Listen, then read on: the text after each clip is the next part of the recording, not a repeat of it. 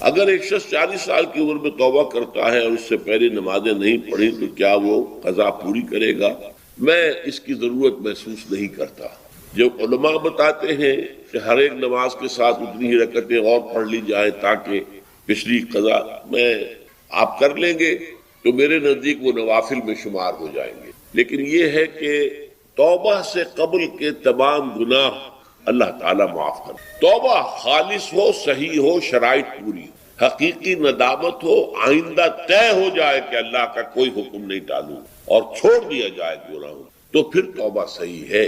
اور اگر وہ حقوق العباد کا معاملہ ہے تو یا تو اس شخص سے معافی مانگی جائے، حاصل کی جائے معافی، یا اس کی تلافی کی جائے۔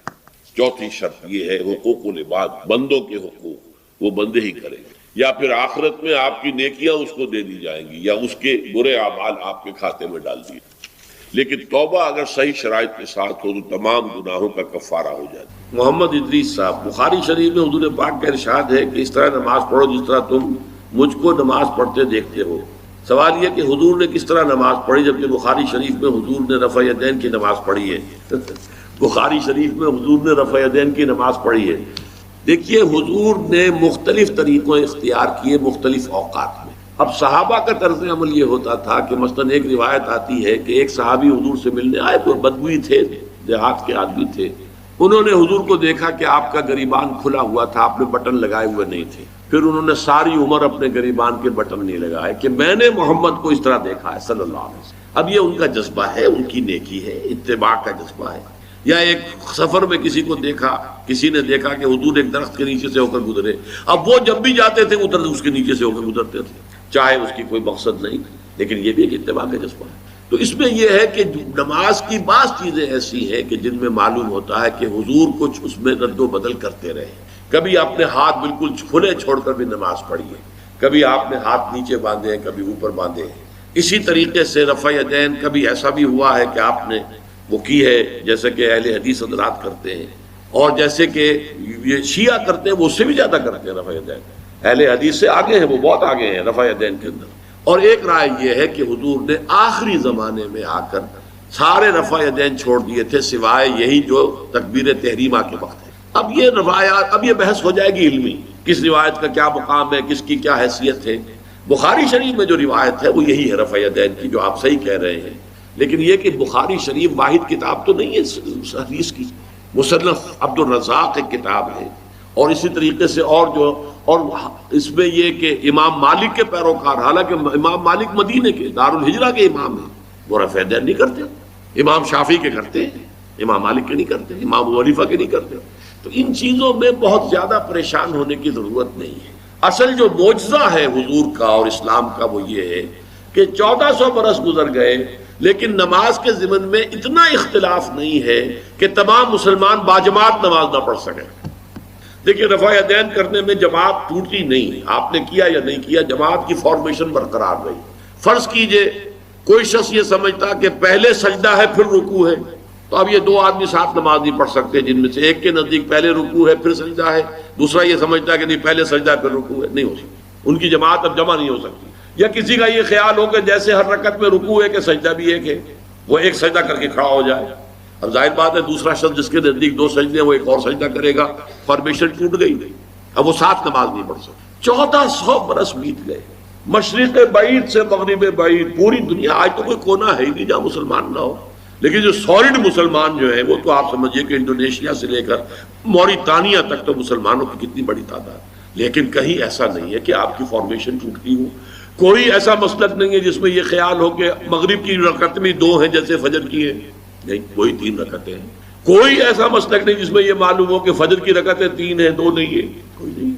عصر کی 2 ہیں یا 4 6 ہیں، یہ نہیں، وہی رکعتیں، وہی رکعت کی ترتیب، پہلے کھڑے ہونا ہے پھر رکوع ہے پھر کھڑے ہونا ہے پھر سجدے میں جانا ہے پھر بیٹھنا ہے پھر سجدہ پھر کھڑے ہونا۔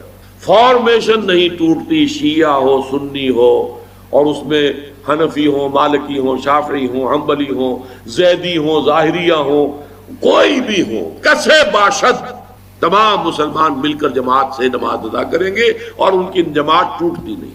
یہ ہے جس کو ہمیں سمجھنا چاہیے۔ یہ کیوں ہے؟ صلو کما رأیتمونی اصلی، کہ حضور کی کو جس طرح دیکھا صحابہ نے نماز پڑھتے ہوئے ویسے نماز پڑھ رہے ہیں۔ صحابہ نے ویسے نماز پڑھی، پھر آپ کے بعد تابعین نے اسی طریقے سے نماز پڑھی، پھر اس کے بعد تبع تابعین نے پڑھی، نسل بعد نسل منتقل ہو رہا ہے۔ باقی تھوڑا تھوڑا اختلاف اگر ہے تو اس کے لیے زیادہ پریشان نہیں ہونا چاہیے۔ والعبادہ، دعا جو ہے وہ عبادت کا جوہر ہے، عبادت کی روح ہے، بلکہ یہ کہ اصل عبادت جو ہے وہ دعا ہی ہے۔ لہذا توحید سے دعا کیا ہے؟ لا تدعو مع اللہ احدا، اللہ کے ساتھ کسی اور کو مت پکارو۔ یہ سورہ جن کی آیت ہے۔ یعنی یہ ہے کہ ایک تو یہ کہ آپ اللہ کو پکار ہی رہے اپنے دیویوں کو، دیوتاؤں کو، اپنے لات کو، عزا کو، منات کو، حبل کو، وہ تو اور دور کی بات ہو گئی۔ ایک ہے شرک فی الدعا، اللہ کو بھی پکار رہے ہیں اور کسی اور کو بھی پکار رہے ہیں۔ اب وہ کوئی اولیاء اللہ بھی ہو سکتے ہیں، کوئی ملائکہ ہو سکتے ہیں، کوئی انبیاء کی ارواح ہو سکتی ہیں، کسی کو پکارنا کسی کا بھی ہوگا۔ دعا لا تدعو مع اللہ احدا، اور یہ در حقیقت ہم جب ہر رکعت جو ہے نماز کی ایاک نعبد و ایاک نستعین، پروردگار ہم صرف تیری ہی بندگی کرتے ہیں اور کرتے رہیں گے، اور صرف تجھ ہی سے مدد مانگتے ہیں اور مانگتے رہیں گے، یہ ہمارا قول و قرار ہے، یہ ہمارا عہد ہے اللہ کے ساتھ۔ اس کے خلاف نہ ہو، کسی کو پکارنے کی اجازت نہیں ہے۔ یہاں ایک باریک نکتہ سمجھ لیجئے، ایک ہے کسی کو پکارنا، کسی سے مدد چاہنا، کسی سے کسی کام کے اندر جو ہے کوئی امداد کی خواہش کرنا، جو کہ ہو دنیاوی جو معمولات ہیں، جو عام ہمارے قواعد ہیں، ظاہری مادی اسباب و وسائل کے درجے میں، وہ شرک نہیں ہے۔ میں کسی سے کہتا ہوں مجھے ذرا پانی پلا دو، یہ بھی ایک دعا ہے، استمداد ہے، مدد آپ نے مانگی ہے، اس سے اپنی ایک ضرورت پوری کرنے کے لیے کہا ہے۔ لیکن کیا ہے یہ کہ گھڑا ہے، وہاں رکھا ہوا ہے، وہاں پانی ہے، اس میں سے پانی لائے گا وہ دے دو۔ جو ظاہری قوانین طبیعہ جو ہیں، ان کے دائرے کے اندر کوئی دعا، کوئی استمداد، کوئی استعانت، کوئی استغاثہ، اس میں کوئی حرج نہیں۔ غیبی اعتبار سے کسی کے ساتھ بھی کوئی دعا کی جائے گی اللہ کے سوا، وہ شرک ہے۔ وہ استدعا ہو، استغاثہ ہو، استعانت ہو، استمداد ہو، استنصار ہو، کچھ بھی ہو، غیبی طور پر دنیا کے معروف طریقوں میں اور جو ہمارے طبعی قوانین ہیں ان کے دائروں کے اندر مدد مانگنا، اس میں قطعاً کوئی شرک نہیں ہے، توحید ہے۔ البتہ اس میں بھی ایک باریک نکتہ ہے۔ ایک بزرگ تھے جو فوت ہو گئے، انہوں نے یہ بات مجھے جس طرح سمجھائی تھی وہ آج بھی میں ان کا مشکور ہوں کہ دنیا میں عام قاعدے قانون کے تحت بھی کسی سے کچھ کہنا کہ بھائی میرا یہ کام آپ کر دیجئے، آپ کر سکتے ہیں، ایک دفعہ کہنا جائز ہے، دوسری مرتبہ یاد دلا دینا کہ شاید بھول گئے، وہ بھی جائز ہے، تیسری مرتبہ کہنا شرک ہو جائے گا، اور اس میں الہا و زاری کرنا اور خوشامدیں کرنا اور گڑ گڑانا، یہ تو شرک ہے۔ تم نے یہ سمجھا ہے کہ تمہارا کام یہی کر سکتا ہے، کام کرنے والا تو اللہ ہے۔ لا فاعل فی الحقیقت ولا مؤثر الا اللہ، حضور نے فرمایا کہ اگر تمہیں جوتا باندھنے کا تسمہ درکار ہو تب بھی اللہ سے مانگو، کسی کے سامنے سوال کا جو ہاتھ جو ہے وہ دراز نہ کرو۔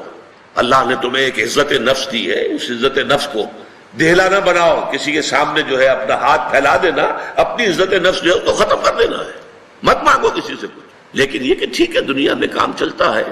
حضور کا شکی شان تو یہ تھی کہ اگر آپ سواری پر ہوتے تھے اور آپ کی چھڑی گر گئی تو سواری کو بٹھا کے اس سے اتر کر چھڑی خود اٹھاتے تھے، آپ کسی اپنے ساتھی سے یہ نہیں کہتے تھے کہ میری چھڑی پکڑا دو گی۔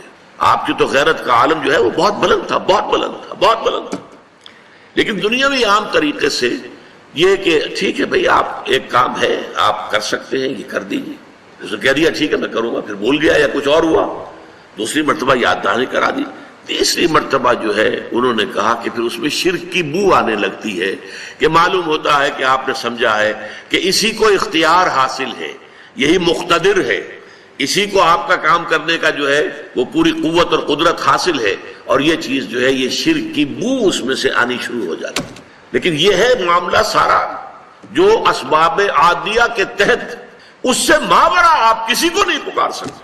میں معذرت کے ساتھ عرض کروں گا اگر کسی کے جذبات کو ٹھیس پہنچے، آپ شیخ عبد القادر جیلانی رحمۃ اللہ علیہ کو نہیں پکار سکتے، محمد رسول اللہ کو نہیں پکار سکتے، اور واقعہ یہ ہے کہ محمد رسول اللہ کو تو پکارا بھی نہیں جاتا، پکارتے لوگ ہیں زیادہ حضرت علی کو، یا علی مدد، شرک۔ دیکھیے سب سے بات نکتے کی بتا دوں آپ کو، فرشتے کو تو ہم مانتے ہیں نا، حضرت شیخ عبد القادر جیلانی رحمۃ اللہ علیہ کی روح ہے یا نہیں ہے، سنتی ہے نہیں ہے، حاضر ہے کہ نہیں ہے، ناظر ہے کہ نہیں ہے، 100 اختلاف ہو جائیں گے. اختلافات کی تو گنجائش ہے نا. فرشتہ ہے یا نہیں ہے؟ وہ تو فرشتہ تو ہے، آپ کے دونوں کندھوں پہ بیٹھا ہوا ہے. کرامن کاتبین ہے کہ نہیں ہے؟ یرسل علیکم حفظہ، آپ کے جو باڈی گارڈ اللہ فرشتہ نہیں بھیجتا. لیکن آپ فرشتے سے بھی نہیں کہہ سکتے کہ میرا یہ کام کر. فرشتے کے وجود پہ تو کوئی شک نہیں ہے. یا جبرائیل میرا یہ کام کر، قطعاً نہیں، غلط، شرک. لا تدعو مع اللہ احدا، اللہ کے سوا پکارنا کسی کو نہیں ہے، دعا کسی سے نہیں ہے، استغاثہ کسی کا نہیں ہے، استعانت کسی سے نہیں ہے، استمداد کسی سے نہیں ہے، استنصار کسی سے نہیں ہے سوائے اللہ کا. جب مجھے اپنے دل میں یاد کرتا میں بھی اسے اپنے دل میں یاد کرتا ہوں. جب میرا بندہ کسی محفل میں میرا ذکر کرتا ہے میں اس سے کہیں بہتر محفل میں اس کا ذکر کرتا ہوں. اللہ کی محفل تو ملائے اعلیٰ کی ہے، ملائکہ مقربین کی ہے. بہرحال اللہ کو تم اپنے دل میں مستحضر رکھو، اللہ تعالیٰ تمہیں بھی یاد رکھے گی. دوبارہ فرمایا احفظ اللہ تجدہ امامک تجاہک، اللہ کو یاد رکھو تو اپنے سامنے موجود پاؤ گا جب چاہو دعا کرو. تو احفظ اللہ تجدہ امامک یا تجاہک، اپنے سامنے موجود. اذا سألت فاسأل اللہ، اب آ گیا وہ مرکز کی بات. دیکھو جب مانگو اللہ سے مانگو، غیر اللہ کے سامنے ہاتھ دراز کرو ہی مت. ایک حدیث میں آتا یعنی حرام نہیں ہے، دنیاوی قواعد اصول قوانین کے تحت کسی سے مدد چاہنا، کوئی سوال کرنا حرام نہیں ہے. آپ کو سوال کرے مدد میں، اسی پر دنیا قائم ہے، ایک دوسرے کے ساتھ تعاون کے ساتھ. لیکن اونچا مقام کیا ہے؟ کسی سے سوال مت کرو سوائے اللہ.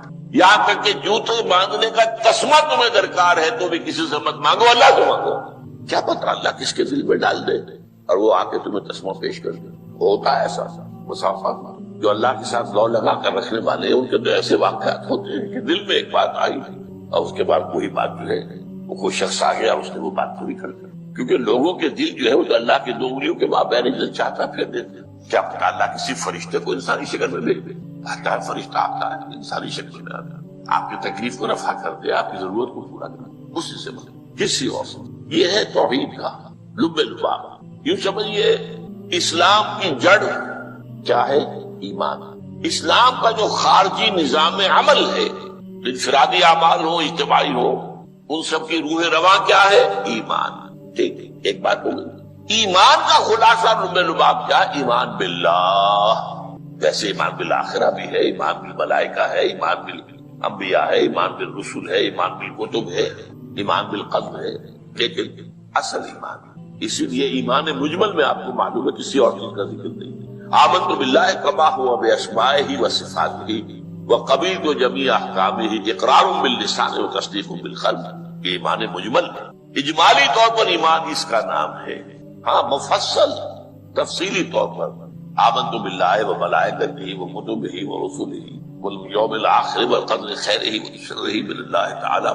تو اسلام کی جڑ ایمان، اور اسلام کا سارا جو نظام عمل ہے، چاہے انفرادی اعمال ہو چاہے اجتماعی، ان سب کی روح رواں ایمان. اور ایمان کا خلاصہ ایمان باللہ. اور ایمان باللہ کا اصل حاصل وہ ہے جس اس کے 2 ہیں تقاضے. عبادت صرف اسی کی، استعانت صرف اسی سے. اس لیے میں نے سورہ فاتحہ کا تذکرہ شروع کیا. یہ عبادت کا جوہر ہے، عبادت کا جو ہے یہ ایمان کا حاصل. عبادت صرف اس کی اور استعانت صرف اس. استعانت ہی میں سوال بھی آ جائے، کبھی مدد ہے. آپ کسی سے کچھ مدد مالی چاہ رہے ہیں یا کوئی اور مدد چاہتے ہیں، کسی کام میں مدد چاہتے ہیں، جیسے میں نے کہا تھا کہ سفارش کرانا چاہتے ہیں بھی مدد. وَإِذَا اسْتَعَنْتَ فَاسْتَعِنْ بِاللَّهِ، اور جب مدد مانگو صرف اللہ سے مانگو. اور وہ سارے الفاظ یاد کر لیے: استدعاء، استعانت، استغاثہ. یہ جو غوث اعظم سے استغاثہ کیا جاتا ہے تو شرک. استغاثہ اللہ سے، دعائی اللہ کا. اس اعتبار سے استمداد، استعانت، استدعاء، استغاثہ یہ سب اللہ سے. صرف عبادت صرف اللہ، ایاک نعبد، اور استعانت صرف اللہ سے. مانگو صرف اللہ سے، مدد طلب کرو صرف اللہ سے. اور جان لو اگر تمام لوگ جمع ہو کر تمہیں کوئی فائدہ پہنچانا چاہے نہیں پہنچا سکتے. الا بشیء قد کتب اللہ لک وَإِنِ اجْتَمَعُوا عَلَىٰ أَن يَضُرُّوكَ بِشَيْءٍ لَمْ يَضُرُّوكَ إِلَّا بِشَيْءٍ قَدْ كَتَبَ اللَّهُ عَلَيْكَ. اور اگر سب مل کر چاہیں تمہیں کوئی نقصان پہنچا دے نہیں پہنچا سکتے مگر وہی کچھ جو اللہ نے تمہارے لیے لکھ دیا۔ اب بتائیے خوف کی جڑ کر جائے گی۔ یہ جو ایمان جو ہے یہ خوف اور حزن دونوں سے نجات دلانے والی بات ہے۔ جو حقیقی مومن ہے وہ اللہ کا ولی ہے، حقیقی وہ اللہ کا ولی ہے۔ اور الا ان اولیاء اللہ لا خوف علیہم ولا هم يحزنون، یہ اولیاء اللہ کو علیحدہ مخلوق نہیں ہے، کوئی ان کے سر پہ سینگ نہیں ہوتے، انسان ہی ہوتے ہیں، لیکن حقیقی معنی میں مومن ان اعتبارات سے جو آج ہم پڑھ رہے ہیں ایمان اس درجے کا پہنچ گیا تو اللہ کا ولی ہے۔ اور لوگ بھی خوف کس بات کا، کس سے خوف کروں، اس کے ہاتھ میں کچھ ہے ہی نہیں، اور اگر کچھ اللہ نے میرے لیے لکھ دیا وہ آ کر رہے گا، چاہے میں لاکھ گڑ گڑاؤں اور اس کے سامنے جب یہ چھوڑ دے، اگر اللہ نے لکھا وہ آئے وہ تو آئے تو کاہے کو اس کے سامنے گڑ گڑانا، کاہے کو جبرسائی کرنا اس کے سامنے، اور کسی کے ہاتھ میں کچھ ہے ہی نہیں، میرا خیر ہے ہی نہیں، کاہے کو خوشامد کرو اس کی۔ اور رفعت الاقلام، دیکھو نوجوان قلمیں اٹھا دی گئی ہیں، وجفت الصحف، اور جو رجسٹر ہیں صحیفے ان کی سیاہی خشک، یہ ہے وہ اللہ کا علم، اس میں ہر شے لکھ دی، اس کی قلم اٹھا دی۔ جیسے آپ کو معلوم ہے امتحان ہوتا تھا 3 گھنٹے ختم ہو گئے، اسٹاپ رائٹنگ، بس اب قلم ہو جانا چاہیے۔ وہ قلم تو تقدیر کا کاتب جو ہے وہ قلم اس کا اب اٹھا لیا گیا، اور جو صحیفے جن پر لکھا گیا وہ خشک بھی ہو گئے۔ یہ تو روایت ہے جو امام ترمذی نے جس کو روایت کیا، یہ متن ان کا ہے جو ہم نے پڑھا ابھی، اور ان کا قول یہ ہے کہ یہ حدیث حسن صحیح ہے، لیکن یہی روایت اور انہی راوی سے عبداللہ ابن عباس سے رضی اللہ تعالیٰ عنہ اور بھی محدثین نے کی ہے۔ اس میں سے ایک اور متن جو ہے وہ یہاں پر امام نووی نے دے دیا ہے، احفظ اللہ تجدہ امامک، یہ تو پہلا وہ ٹکڑا تھا، وقت جاہک تھا، یہاں امامک ہے، امام مطلب ایک ہی ہے، اپنے سامنے پاؤ۔ اللہ کی حفاظت کرو، اللہ کو دل میں، اللہ کی یاد کو محفوظ رکھو، گویا کہ اللہ کو مستحضر رکھو۔ ذکر اللہ کے معنی کیا ہے؟ استحضار اللہ فی القلب، یہ ذکر اللہ ہے۔ جنہیں ہم ذکر سمجھ بیٹھے ہیں وہ ذکر کے ذریعے، اقیم الصلاۃ لذکری، نماز قائم کرو میری یاد کے لیے، نماز ذریعہ ہے یاد کا۔ یہ علیحدہ بات ہے کہ آپ نے 17 رکعتیں بھی پڑھ لی ہو عشاء کی اور یاد آپ کو آئی ہی نہیں کوئی، آپ تو ایک میکینیکل انداز میں جو ہے وہ اٹھک بیٹھک کر رہے ہیں اور آپ کی زبان سے کچھ بھی نکل رہا ہے، تو اس کا آپ کے شعور سے، دل کی گہرائی سے رابطہ ہے ہی نہیں، وہ ذکر تو نہیں ہوا۔ ہاں نماز فرض تھی وہ ادا ہو گئی، حقیقی فرض ادا ہو گئی۔ تو جنہیں ہم نے ذکر سمجھا وہ ذرائع ذکر، اللہ اللہ سبحان اللہ سبحان اللہ زبان سے، یہ تاکہ اس کے نتیجے میں وہ ذکر حاصل ہو جائے۔ استحضار اللہ فی القلب، ذکر کے معنی ہے استحضار اللہ فی القلب، تعرف الی اللہ فی الرخاء، اور دیکھو کشادگی کے وقت میں تم اللہ کو یاد رکھو، اللہ کی طرف رجوع کیے رہو، بھول نہ جاؤ۔ وہ نہ ہو جو کبھی کہا تھا بہادر شاہ ظفر کے اشعار میں سے، بہت دور کا شعر ہے، ظفر آدمی اس کو نہ جانیے چاہے کتنا ہی ہو فاضل و زکا، جسے عیش میں یاد خدا نہ رہی، جسے تیش میں خوف خدا نہ رہی۔ وہ ہے کشادگی کی حالت میں، جب کہ تمہارے لیے کشادگی ہے، اللہ کی طرف رجوع کیے رکھو۔ یعرف کا فی الشدہ، تو اللہ اپنی توجہ تم پر رکھے گا شدت کے وقت، جس میں کوئی تکلیف ہے اس تکلیف کو تم پر آسان کر دے گا۔ تکلیف تو آنی ہے، وہ لکھی ہوئی ہے، وہ تو آئے گی، لیکن یہ کہ اللہ تعالیٰ اس کی شدت کو، ایک ہی چیز ہے جس کو ایک انسان بہت شدت کے ساتھ محسوس کر رہا ہے، دوسرا آدمی اتنا نہیں محسوس کر رہا ہے، احساس کا معاملہ ہوگا۔ وہ تو اصل میں اگر انسان کی نرز کٹی ہوئی ہے تو احساس ہو گئی، سر سیدھی ہوگا۔ تو اس اعتبار سے اللہ تعالیٰ تمہارے لیے اس شدت کی کمی کرتے۔ وَاعْلَمْ أَنَّمَا أَخْطَأَكَ لَمْ يَكُنْ لِيُصِيبَكَ، اور جان لو جو چیز تم سے چھوٹ گئی ہے، رہ گئی ہے، وہ ہرگز تمہیں ملنے والی نہیں تھی۔ اب آپ نے کسی ملازمت کے لیے درخواست دی ہے، درخواستیں مانگی گئی ہیں، اپنی سی محنت کر لی، نہیں ملی ملازمت، اب آپ بیٹھے ہوئے افسوس میں، رنج میں، غم میں، فلاں نے یہ کر دیا، فلاں نے یہ کر دیا، وہ فلاں جو ہے بڑی تکڑی سفارش لے آیا تھا، فلاں نے رشوت دے دی، چھوڑو بھی اس کو، وہ تمہارے لیے نہیں تھی۔ کاہے کو اپنے ذہن کے اندر یہ کھچڑی پکا رہے ہو بیٹھے، خواہ آپ شاید سوء ظن میں بھی مبتلا ہو رہے ہو، کسی نے نہ رشوت دی اور آپ سمجھتے ہو کہ رشوت دی ہے اس نے۔ یہ ساری چیزیں جو ساری سیئات ان کی جڑ کٹ جائے گی۔ وَعْلَمْ أَنَّمَا أَخْطَأَكَ لَمْ يَكُنْ لِيُصِيبَكَ وَمَا أَصَابَكَ، اور جو چیز تم پر آ گئی لَمْ يَكُنْ لِيُخْطِئَكَ، ہو ہی نہیں سکتا تھا کہ وہ تم پر نہ آنا۔ یہ کر لیتا تو ہو جاتا، شاید یہ کر لیتا، میں نے ٹیکا پہلے لگوا دیا ہوتا تو یہ بات نہ ہوتی۔ بھائی وہ جو ہونا تھا وہ ہونا تھا۔ اب یہ وہ چیز ہے جس سے انسان میں کیفیت پیدا ہوتی تسلیم و رضا۔ ہم بھی تسلیم کی خو ڈالیں گے، بے نیازی تیری عادت ہی صحیح، اے اللہ جو تو نے چاہا مجھے قبول ہے۔ اسی لیے میں نے آپ کو آیت سنائی سورۃ تغابن کی، ما اصاب من مصیبت الا باذن اللہ، کوئی مصیبت نہیں آتی مگر اللہ کے اذن سے۔ ومن یؤمن باللہ یہد قلبہ، جو اللہ پر ایمان رکھتا ہو اللہ اس کے دل کو ہدایت دے دیتا ہے۔ ہدایت کس بات کی؟ تسلیم و رضا۔ دوستاں سلامت کے تو خنجر آزمائی، نہ شبت نصیب دشمن کے شبت ہلا کے دے اے اللہ تیری طرف سے ہے، مجھے قبول ہے، اور بظاہر مجھے تکلیف ہو رہی ہے لیکن یقیناً اس میں میرا کوئی خیر ہے۔ بیدک الخیر، تیرے ہاتھ میں تو خیر ہی خیر ہے، جو بھی تیری طرف سے آئے۔ سر تسلیم خم ہے مزاج یاد ہے، اور یہ مضمون جو ہے زیادہ بڑے پیمانے پر سورہ حدید میں آیا ہے۔ ما اصاب من مصیبت فی الارض ولا فی انفسکم الا فی کتاب من قبل ان نبرأھا، کوئی مصیبت نہیں آتی نہ تمہاری جانوں میں نہ زمین میں زلزلہ آ جانا اور سیلاب آ جانا، کچھ اور زمین کا دھنس جانا، یا یہ ہے کہ تمہاری جانوں میں کوئی بخار ہو گیا، کوئی اور تکلیف ہو گئی، اچانک معلوم ہوا کہ انسان کو کینسر ہے اور کینسر بھی اب 3rd سٹیج پہ پہنچ گیا، لیکن جو بھی آیا ہے وہ اللہ کے علم کی کتاب میں پہلے سے لکھا ہوا، فی کتاب من قبل ان نبرأھا، یہ کتاب میں درج ہے اس سے پہلے کہ مجھے ظاہر کرنا۔ اس کا نتیجہ کیا نکلنا چاہیے؟ لیکن لا تاسوا علی ما فاتکم ولا تفرحوا بما آتاکم، افسوس نہ کیا کرو جو تم سے جاتا رہے، چھوٹ جائے، کوئی عزیز فوت ہو گیا، کوئی موقع ہاتھ سے نکل گیا، ارے بھائی میں چوک گیا، بڑا موقع تھا، اب اس پر افسوس کر رہے ہیں نہیں، جو چیز لیکن لا تاسوا علی ما فاتک ولا تفرحوا بما آتاک، جو اللہ تمہیں دے دے اس پر اتراؤ مت۔ وما اصابک لم یکن لیخطئک واعلم ان النصر مع الصبر، اور جان لو اللہ کی مدد صبر کے ساتھ، جو آئے اس کی طرف سے جھیلو، زبان پر کلمہ شکوہ اور شکایت نہ آئے، اللہ سے شکایت نہ، تسلیم و رضا، جو تیری رضا ہے۔ تیری صحت ہمیں منظور ہے لیکن اس کو، مولانا محمد علی جوہر ایک مرتبہ جیل میں گئے، ایک بیٹی بیمار ہوئی فوت ہو، اس کے بعد دوسری مرتبہ پھر جیل میں گئے، دوسری بیٹی کو وہی بیماری ہوئی، جیل میں اطلاع ملی کہ بیٹی کو یہ بیماری ہوئی، تو خط لکھا اشعار کی شکل کا آخری شعر یہ ہے، تیری صحت ہمیں منظور ہے لیکن اس کو نہیں منظور تو پھر ہم کو بھی منظور، ہم تو چاہتے ہیں بیٹی کے تو شفا ہو جائے، اسے منظور نہیں، ہمیں بتا۔ وَعَلَمَ أَنَّ النَّصْرَ مَعَ الصَّبْرِ وَأَنَّ الْفَرَجَ مَعَ الْكَرْبِ، فرج فراخی کھل جانا کسی چیز کا یہ ہے قد کے ساتھ، تکلیف کے ساتھ، تکلیف ہوتی ہے ساتھ، اللہ نے قانون بنایا ہے دنیا کا۔ اب آپ اندازہ کیجئے بچے کی ولادت میں ماں کو کتنی تکلیف اٹھانی پڑتی، آج کل تو فیشن ہو گیا ہے، سیدھے سیدھے جاؤ آپریشن کراؤ تکلیف سے بچ جاؤ، لیکن یہ ہے کہ یہ بھی آپ کے علم میں ہوگا، وہ ساری تکلیف جیسے ہی بچے کو لا کر ماں کے برابر لٹایا ہے ساری تکلیف ختم، پھر جو راحت میسر آتی ہے۔